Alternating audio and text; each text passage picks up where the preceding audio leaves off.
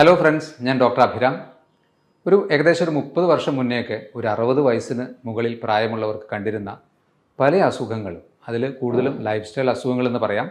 പ്രധാനമായും diabetes, hyper tension, heart attack അല്ലെങ്കിൽ cholesterol പ്രശ്നങ്ങൾ, ഇതൊക്കെ ഇന്ന് ശരിക്കും പറഞ്ഞാൽ ഒരു 15, 18, 20 വയസ്സാകുമ്പോഴേക്കൊക്കെ തന്നെ നിങ്ങൾ പലപ്പോഴും പേപ്പറിൽ വായിച്ചിട്ടുണ്ടാവും. 15 വയസ്സായ കുട്ടി കുഴഞ്ഞു വീണ് മരിച്ചു, 20 വയസ്സായ കുട്ടിക്ക് ഹാർട്ട് അറ്റാക്ക് മൂലം മരിച്ചു.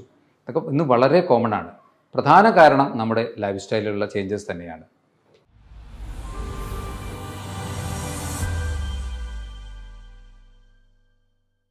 ലോകത്തിൽ ഏകദേശം ഒരുപക്ഷെ എല്ലാ ഗ്രൂപ്പിനെയും കണക്കാക്കുകയാണെങ്കിൽ 30% പേരെ ബാധിക്കുന്ന ഒരു പ്രധാന അസുഖമാണ് ഹൈപ്പർ ടെൻഷൻ. നിങ്ങൾക്ക് ഈ ഒരു ഹൈപ്പർ ടെൻഷൻ മരുന്ന് കഴിക്കുന്നവർക്കും അഥവാ ചെറിയ രീതിയിൽ ഹൈപ്പർ ടെൻഷനുള്ള ഒരു ഗ്രൂപ്പ് ഓഫ് വ്യക്തികൾ മരുന്ന് കഴിക്കാതെ ഇതിനെ മാനേജ് ചെയ്യണം എന്ന് ആഗ്രഹിക്കുന്നവർക്കും വേണ്ടിയിട്ടുള്ളതാണ് ഈ വീഡിയോ. ശരിയായ രീതിയിൽ നിങ്ങൾ നിങ്ങളുടെ ലൈഫ് സ്റ്റൈലിൽ കുറച്ച് ചേഞ്ചസ് വരുത്തുകയും നിങ്ങളുടെ ഭക്ഷണക്രമങ്ങൾ ക്രമീകരിക്കുകയും ചെയ്യുകയാണെങ്കിൽ ഒരുപക്ഷെ ഒരു 30 മില്ലിമീറ്റർ വരെ നിങ്ങൾക്ക് അധികമായി നിൽക്കുന്ന ആ ബ്ലഡ് പ്രഷറിനെ നമുക്ക് കുറയ്ക്കാൻ കഴിയും. ഇന്നത്തെ ലൈഫ് സ്റ്റൈലിൽ ഇത് പ്രായമായവർക്ക് ഉള്ള ഒരു അസുഖമല്ല, ചെറുപ്പക്കാർക്കും ധാരാളമായി ഒരു ഹൈപ്പർ ടെൻഷൻ കാണുന്നുണ്ട്. 2 തരത്തിലാണ് നമുക്ക് ഈ ഒരു ഹൈപ്പർ ടെൻഷനെ പ്രാഥമികമായി ഡിഫൈൻ ചെയ്യാൻ പറ്റുന്നത്. ഒന്ന് പ്രൈമറി ഹൈപ്പർ ടെൻഷൻ അല്ലെങ്കിൽ എസെൻഷ്യൽ ഹൈപ്പർ ടെൻഷൻ എന്ന് പറയും. നമ്മുടെ ജീവിതത്തിൻ്റെ ഏതെങ്കിലും ഒരു ഘട്ടത്തിൽ പലതരം ഫാക്ടേഴ്സിനെ കൊണ്ട് ഇത് ഒഴിവാക്കാൻ പറ്റാത്ത ഒരു കാര്യമാണ്.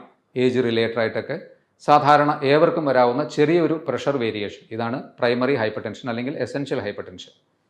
ഇനി സെക്കൻഡറി ഹൈപ്പർ ടെൻഷൻ എന്നുള്ളത് പെട്ടെന്ന് ഡെവലപ്പ് ചെയ്യുന്ന ഒരു ടൈപ്പ് ഓഫ് ബ്ലഡ് പ്രഷറാണ്, അധികമായ ബ്ലഡ് പ്രഷറാണ്. ഇത് മറ്റ് പല കോ എക്സിസ്റ്റിംഗ് അല്ലെങ്കിൽ ആ വ്യക്തിയിൽ തന്നെ മറ്റ് അസുഖങ്ങൾ നിൽക്കുമ്പോൾ വരാവുന്ന ഒരു പ്രശ്നമാണ്. ഉദാഹരണത്തിന് ഡയബറ്റീസ് ഒരു പ്രശ്നമാവാം, നിങ്ങളുടെ ആന്തരിക അവയവങ്ങൾക്കുള്ള ചില ട്യൂമേഴ്സ്, പ്രത്യേകിച്ച് അഡ്രിനൽ ഗ്ലാൻസിനുള്ള ട്യൂമേഴ്സ് പോലെയുള്ള അസുഖങ്ങൾ ഒരു കാരണമാവാം, നിങ്ങൾ ചില ആൻറ്റി ഡിപ്രസൻസോ അല്ലെങ്കിൽ ഉത്തേജക മരുന്നുകളോ ഒക്കെ കഴിക്കുന്നുണ്ടെങ്കിൽ അതൊരു കാരണമാവാം. അതുപോലെ തന്നെ നിങ്ങളുടെ ശ്വാസകോശങ്ങൾക്കുള്ള പ്രശ്നമോ പെയിൻ കില്ലേഴ്സ് കഴിക്കുന്ന ശീലമോ മറ്റ് ഡീജനറേറ്റീവ് അസുഖങ്ങൾ, അതായത് നെർവ് റിലേറ്റഡ് ആയിട്ടുള്ള പ്രശ്നങ്ങളോ അല്ലെങ്കിൽ ഹാർട്ട് റിലേറ്റഡ് ആയിട്ടുള്ള ഡീജനറേറ്റീവ് പ്രശ്നങ്ങൾ ഉണ്ടെങ്കിലൊക്കെ തന്നെ പെട്ടെന്ന് നിങ്ങൾക്ക് ഒരു ഹൈപ്പർ ടെൻഷൻ ഡെവലപ്പ് ചെയ്യാനുള്ള സാധ്യതയുണ്ട്.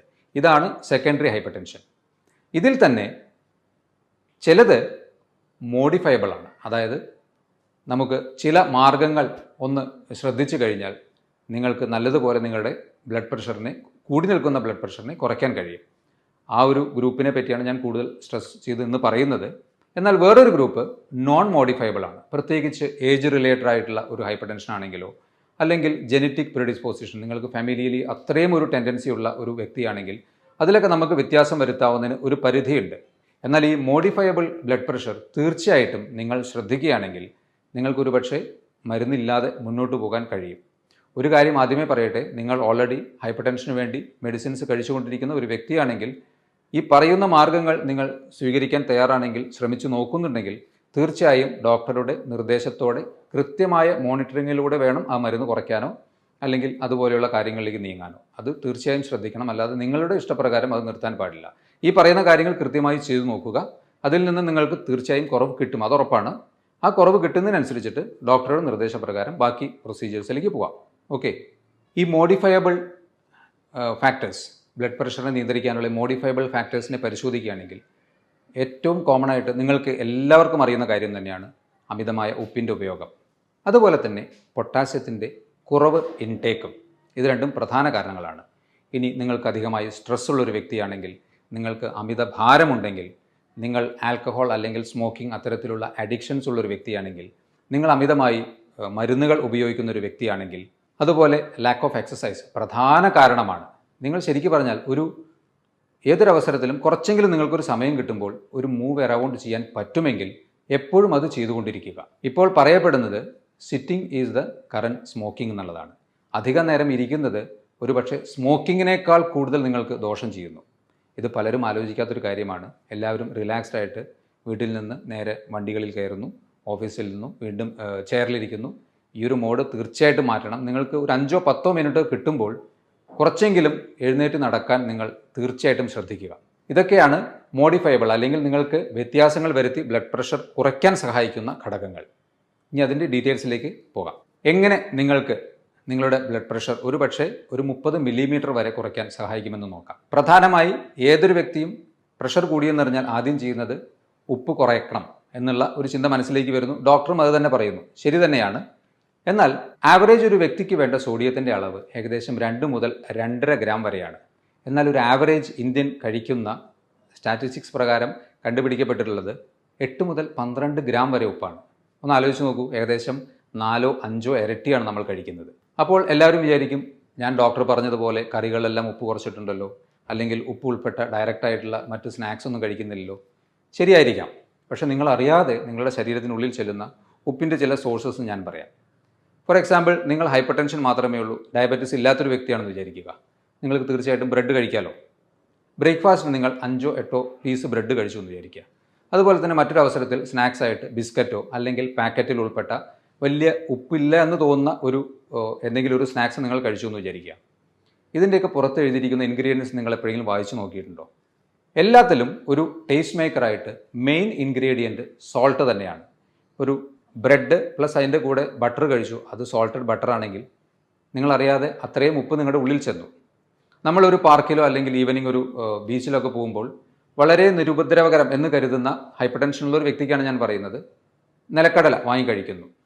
ആ ഉപ്പിൽ വറുത്തതുകൊണ്ട് മാത്രമാണ് അതിന് അത്രയും ടേസ്റ്റ്. ആ ഉപ്പ് നിങ്ങളുടെ ഉള്ളിൽ ചെല്ലുന്നു. ഇതുപോലെ പാക്കറ്റിൽ വരുന്ന എല്ലാ ഭക്ഷണങ്ങൾക്കും ഈ ഉപ്പ് ഒരു പ്രധാന ഘടകമാണ്.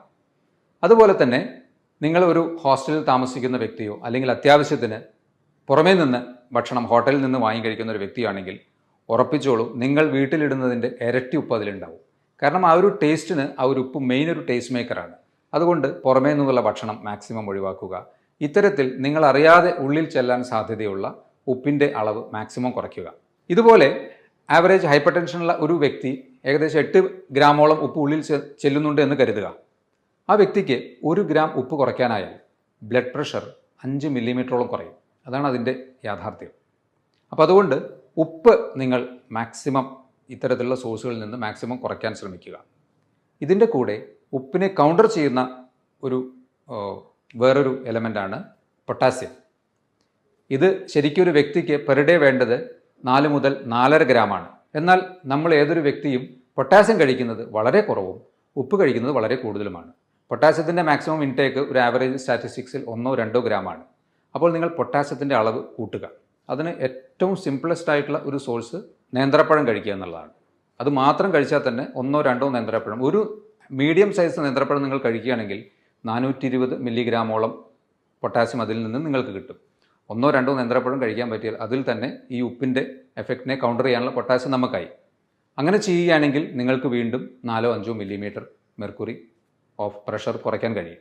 പൊട്ടാസ്യം ഉള്ളിൽ ചെല്ലാനുള്ള ഒരു മാർഗ്ഗം ഞാൻ പറഞ്ഞു. ഇനി നിങ്ങൾക്ക് ഉപ്പ് കൂടിയേ തീരൂ അല്ലെങ്കിൽ അതിൻ്റെ ഒരു ടേസ്റ്റ് അത്യാവശ്യമാണെന്ന് തോന്നുകയാണെങ്കിൽ മറ്റ് ശാരീരിക പ്രശ്നങ്ങളും ഒന്നുമില്ലാത്തൊരു വ്യക്തിയാണെങ്കിൽ, അതായത് നിങ്ങളുടെ കിഡ്നിക്കൊന്നും പ്രത്യേകിച്ച് എക്സ്ട്രാ പ്രശ്നമൊന്നും ഇല്ലെങ്കിൽ നിങ്ങൾക്ക് ഇന്ദുപ്പ് മോഡറേറ്റ് ആയിട്ടുള്ള അളവിൽ ഉപയോഗിക്കാവുന്നതാണ്. ഇന്ദുപ്പ് പൊട്ടാസ്യം ക്ലോറൈഡാണ്. അതൊരു മോഡറേറ്റ് ആയിട്ടുള്ള ലെവലിൽ നിങ്ങൾക്ക് ഇന്ദുപ്പ് ഈ സോഡിയം ക്ലോറൈഡിന് പകരം സബ്സ്റ്റിറ്റ്യൂട്ട് ചെയ്യാം. അപ്പോൾ ആ ഉപ്പിൻ്റെ ടേസ്റ്റ് അത്യാവശ്യം കിട്ടുകയും ചെയ്യും. അതുപോലെ സോഡിയത്തിൻ്റെ സൈഡ് എഫക്ട്സ് അല്ലെങ്കിൽ ബാഡ് എഫക്ട്സ് ഉണ്ടാവുകയുമില്ല. പക്ഷേ നിങ്ങൾ ഓർമ്മിക്കണം, മറ്റ് അസുഖങ്ങളും ഒന്നും ഇല്ലാത്തൊരു വ്യക്തിക്ക് മാത്രമേ അത് ഉപയോഗിക്കാൻ പാടുള്ളൂ. ഇനി ഹൈപ്പർ ടെൻഷന് ഇന്ന് ഏറ്റവും പ്രചാരത്തിലുള്ള ഒരു ഡയറ്റാണ് ഡാഷ് ഡയറ്റ് എന്നുള്ളത്. ഡാഷ് ഡയറ്റ് എന്നാൽ dietary approach to stop hypertension എന്നുള്ളതാണ്. ഈ ഡയറ്റിൽ വളരെ സിമ്പിളായിട്ടുള്ള നിങ്ങൾക്ക് ചെയ്യാവുന്ന കാര്യങ്ങളാണ്. ഫൈബർ കൂടിയ ഭക്ഷണങ്ങൾ കൂടുതൽ ഉൾപ്പെടുത്തുക, നാരുകൾ അടങ്ങിയ ഭക്ഷണങ്ങൾ കൂടുതൽ ഉൾപ്പെടുത്തുക, ഫ്രൂട്ട്സ് ആൻഡ് വെജിറ്റബിൾസ് കൂടുതൽ ഉൾപ്പെടുത്തുക, അനിമൽ പ്രോട്ടീൻ മാക്സിമം കുറയ്ക്കുക, പ്രത്യേകിച്ച് ഫ്രൈഡ് പ്രോട്ടീൻ. ലീൻ പ്രോട്ടീൻ പിന്നെയും കുറച്ച് ഓക്കെയാണ്, അതായത് ഗ്രിൽഡ് ആയിട്ടുള്ള പ്രോട്ടീൻ കുറച്ചും കൂടി ഓക്കെയാണ്. Fried protein, animal protein maximum avoid ചെയ്യുക. പ്ലാന്റ് പ്രോട്ടീൻ കൂടുതലായിട്ട് ഉൾപ്പെടുത്തുക. റെഗുലർ ആയിട്ടുള്ള എക്സസൈസ് ഉൾപ്പെടുത്തുക. അതുപോലെ തന്നെ കൃത്യമായ ഉറക്കം, സ്ട്രെസ്സ് കുറയ്ക്കാനുള്ള മാർഗ്ഗങ്ങൾ. ഇതാണ് ഒരു ഓവറാൾ ഡാഷ് ഡയറ്റിനെ പറ്റി നോക്കുകയാണെങ്കിൽ നമുക്ക് കിട്ടുന്ന ഒരു പിക്ചർ. അപ്പോൾ ഈ രീതിയിൽ നിങ്ങൾക്ക് പ്രാക്ടീസ് ചെയ്യാൻ പറ്റുകയാണെങ്കിൽ വീണ്ടും നിങ്ങൾക്ക് നല്ല രീതിയിൽ നിങ്ങളുടെ ഹൈപ്പർ ടെൻഷനെ കുറയ്ക്കാൻ പറ്റും. അടുത്തത്, നിങ്ങൾക്ക് omega-3 ഫാറ്റി ആസിഡ്സ് ഉൾപ്പെട്ട ഭക്ഷണങ്ങൾ കൂടുതൽ ഉൾപ്പെടുത്താൻ പറ്റുകയാണെങ്കിൽ, പ്രത്യേകിച്ച് ഫിഷ് ഓയിൽ അല്ലെങ്കിൽ ഫ്ലാക്സ് സീഡ്, ലിൻസീഡ് അത്തരത്തിലുള്ള സീഡ് ഓയിൽസോ അല്ലെങ്കിൽ സൺഫ്ലവർ സീഡ് ഓയിൽ, ഇതൊക്കെ കൂടുതലായിട്ട് ഉൾപ്പെടുത്താൻ പറ്റുമെങ്കിൽ നിങ്ങൾക്ക് വീണ്ടും ഒരു പരിധിവരെ നിങ്ങളുടെ ഹൈപ്പർ ടെൻഷനെ കുറയ്ക്കാൻ പറ്റും. അതെല്ലാം മോഡറേറ്റ് ആയിട്ടുള്ള ലെവലിൽ നിങ്ങൾ ഉൾപ്പെടുത്തുക. അതുപോലെ മഗ്നീഷ്യം കൂടുതലായിട്ടുള്ള ഭക്ഷണങ്ങൾ, omega-3 ഫാറ്റി ആസിഡ്സും മഗ്നീഷ്യം കൂടുതലായിട്ടുള്ള ഭക്ഷണങ്ങൾ ഉൾപ്പെടുത്തിയാൽ നിങ്ങൾക്ക് വീണ്ടും നിങ്ങളുടെ ഹൈപ്പർ ടെൻഷനെ കുറയ്ക്കാം. അടുത്ത പ്രധാന വില്ലൻ ആരാണ്? ഒബേസിറ്റി അഥവാ പൊണ്ണത്തടി തന്നെയാണ്. ഒരു 170 സെൻറ്റിമീറ്റർ ഹൈറ്റുള്ള ഒരു വ്യക്തി, അദ്ദേഹത്തിന് ആവറേജ് വേണ്ടത് ഒരു 68 മുതൽ 72 കിലോ ഭാരമാണെന്ന് വിചാരിക്കുക. പക്ഷേ ആ വ്യക്തിക്ക് ഒരു 90 അല്ലെങ്കിൽ 95 കിലോ ഉണ്ട്, പ്ലസ് അദ്ദേഹം ഹൈപ്പർ ടെൻസീവുമാണ്. തീർച്ചയായിട്ടും ഹൈപ്പർ ടെൻഷൻ വരാനുള്ള സാധ്യത എത്രയോ കൂടുതലാണ് ഭാരം കൂടുന്നതിനനുസരിച്ചിട്ട്. ഈ 95 കിലോ ഉള്ള ഒരു വ്യക്തി ആവറേജ് 72 കിലോ ആണ് വേണ്ടതെങ്കിൽ 1 കിലോ വെയിറ്റ് കുറയ്ക്കാൻ പറ്റുകയാണെങ്കിൽ ഏകദേശം 1 മില്ലിമീറ്ററോളം ഹൈപ്പർ ടെൻഷൻ നിങ്ങൾക്ക് കുറയ്ക്കാം. ഒരു 10 കിലോ കുറയ്ക്കാൻ പറ്റുകയാണെങ്കിൽ ഒരു 180ലാണ് നിങ്ങളുടെ പ്രഷർ നിൽക്കുന്നതെങ്കിൽ അത് 170ലേക്ക് എത്തിക്കാം. വീണ്ടും ഒരു 10 കിലോ കുറയ്ക്കുകയാണെങ്കിൽ വീണ്ടും ഒരു 170ലേക്ക് എത്തിക്കാം. വളരെ സിമ്പിളായിട്ടുള്ള മെത്തേഡാണ്. ഒന്ന്, നിങ്ങളുടെ മനസ്സ് മാത്രം മതി അതിൽ. ഈ തടി കുറയ്ക്കാൻ വേണ്ടിയിട്ടുള്ള കുറച്ച് മാർഗ്ഗങ്ങൾ അവലംബിച്ചാൽ ഹൈപ്പർ ടെൻഷൻ നല്ലതുപോലെ കുറയും എന്നാണ് പഠനങ്ങൾ പറയുന്നത്. അടുത്തത്, ഇന്നത്തെ ഒരു ഫാസ്റ്റ് ലൈഫിൽ ഒട്ടുമിക്ക പേർക്കും പറ്റാത്ത ഒരു കാര്യമാണ് എക്സസൈസ്. റെഗുലറായിട്ടുള്ള എക്സസൈസ് നിങ്ങൾക്ക് ചെയ്യാൻ പറ്റുകയാണെങ്കിൽ മിനിമം 30 മിനിറ്റ്സ് പെർ ഡേ, അല്ലെങ്കിൽ ഓൾട്ടർനേറ്റ് ഡേയ്സിൽ ഒരു 40 മിനിറ്റ്സ് എങ്കിലും നിങ്ങൾക്ക് ഒരു മോഡറേറ്റ് ടു സിവിയർ അല്ലെങ്കിൽ വിഗറസ് എക്സസൈസ് ചെയ്യാൻ പറ്റുമെങ്കിൽ നല്ലതുപോലെ ഹൈപ്പർ ടെൻഷനെ കുറയ്ക്കാൻ പറ്റും. പക്ഷേ എപ്പോഴാണോ നമ്മൾ അത്തരത്തിലുള്ളൊരു എക്സസൈസ് ചെയ്യുമ്പോൾ നിങ്ങൾക്ക് എന്തെങ്കിലും ഒരു അസ്വാസ്ഥ്യം തോന്നുന്നത്, ആ സ്റ്റേജിൽ വെച്ച് അത് നിർത്തുക. പിന്നീട് അത് കണ്ടിന്യൂ ചെയ്ത് കുറയ്ക്കാൻ വേണ്ടി ശ്രമിക്കരുത്. കാരണം നമ്മുടെ ആന്തരിക അവയവങ്ങളുടെ ഒരു അവസ്ഥ നമുക്കറിയില്ല പലപ്പോഴും, പ്രത്യേകിച്ച് ഹാർട്ടിൻ്റെയൊക്കെ. ചിലപ്പോൾ അമിതമായ പ്രഷർ അല്ലെങ്കിൽ ഒരു സ്ട്രെസ് ഹാർട്ടിന് വരുമ്പോൾ ചിലപ്പോൾ അത് കൈവിട്ട് പോയേക്കാം. അതുകൊണ്ട് നോക്കി മെല്ലെ മെല്ലെ ഒരു 10 മിനിറ്റ് 20 മിനിറ്റ് കൂട്ടി കൊണ്ടുവന്ന് അരമണിക്കൂർ ആവറേജ് നിങ്ങൾക്ക് എക്സസൈസ് ചെയ്യാൻ പറ്റുമെങ്കിൽ നിങ്ങൾ വെറുതെ നടന്നാലും മതി.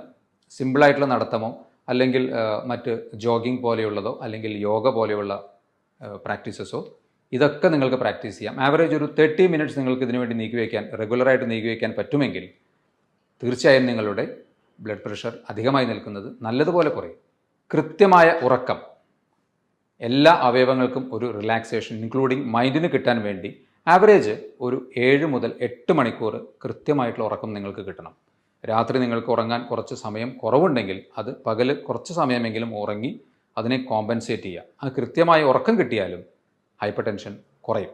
അഡിക്ഷൻസ് എന്തോ ആയിക്കോട്ടെ, ചായ, കാപ്പി, ആൽക്കഹോൾ, സ്മോക്കിംഗ്, ഏതൊന്നും നിങ്ങൾ ഒരു അഡിക്ഷൻ്റെ സ്റ്റേജിലേക്ക് പോയിട്ടുണ്ടെങ്കിൽ അതിനെ കംപ്ലീറ്റ് കട്ട് ചെയ്യുക. സംശയമേ വേണ്ട, നമുക്ക് നമ്മുടെ ഹെൽത്ത് തന്നെയാണ് പ്രധാനം, അല്ലാതെ ആ സ്മോക്കിങ്ങിലൂടെ കിട്ടുന്ന ഒരു ടേസ്റ്റ് അല്ല എന്ന് ഒരു ഓർമ്മ ഉണ്ടെങ്കിൽ തീർച്ചയായും ഇന്നു മുതൽ തന്നെ നിങ്ങൾ അഡിക്ഷൻസ് എന്തുണ്ടെങ്കിലും അത് കട്ട് ചെയ്യുക. നല്ലതുപോലെ നിങ്ങളുടെ ഹൈപ്പർ ടെൻഷൻ കുറയും. ഹൈപ്പർ ടെൻഷൻ്റെ ഒരു പ്രധാന കാരണമായി പറയുന്നത് സ്ട്രെസ് തന്നെയാണല്ലോ. അപ്പോൾ ആ സ്ട്രെസ് കുറയ്ക്കാൻ കുറച്ച് സമയം നിങ്ങൾ എക്സസൈസ് ഒരു നല്ല മാർഗ്ഗമാണ്. ഫിസിക്കലി റിലാക്സ്ഡ് ആകുമ്പോൾ മൈൻഡ് ഓട്ടോമാറ്റിക്കലി നല്ലതുപോലെ റിലാക്സ്ഡ് ആവും. അതുപോലെ തന്നെ യോഗ അല്ലെങ്കിൽ മെഡിറ്റേഷൻ പോലെയുള്ള സിമ്പിൾ ടെക്നിക്സ് പ്രാക്ടീസ് ചെയ്താലും നിങ്ങൾക്ക് സ്ട്രെസ് കുറയ്ക്കാൻ പറ്റും. ഈ ഒരു കാര്യം മറക്കാതെ അപ്പോൾ അതും ചെയ്യുക. ഇനി അതുപോലെ തന്നെ ഭക്ഷണത്തിൽ ജങ്ക് ഫുഡ്, നേരത്തെ പറഞ്ഞു തന്നെയാണ് ജങ്ക് ഫുഡ്. അതിൽ എടുത്തു പറയുന്ന കാര്യങ്ങൾ, ഒന്ന് ചായ, കാപ്പി, റിഫൈൻഡ് ഷുഗർ ഉൾപ്പെട്ട ഭക്ഷണങ്ങൾ, ഇത് മാക്സിമം കട്ട് ചെയ്യുക. അതുപോലെ തന്നെ ഫ്രൂട്ട്സ് ആൻഡ് വെജിറ്റബിൾസ് മാക്സിമം ഉൾപ്പെടുത്തുക. വെള്ളം നല്ലതുപോലെ കുടിക്കുക. ഫ്രീക്വൻറ്റ് ഇൻ്റർവെൽസിൽ മറക്കാതെ വെള്ളം കുടിച്ചുകൊണ്ടിരിക്കുക.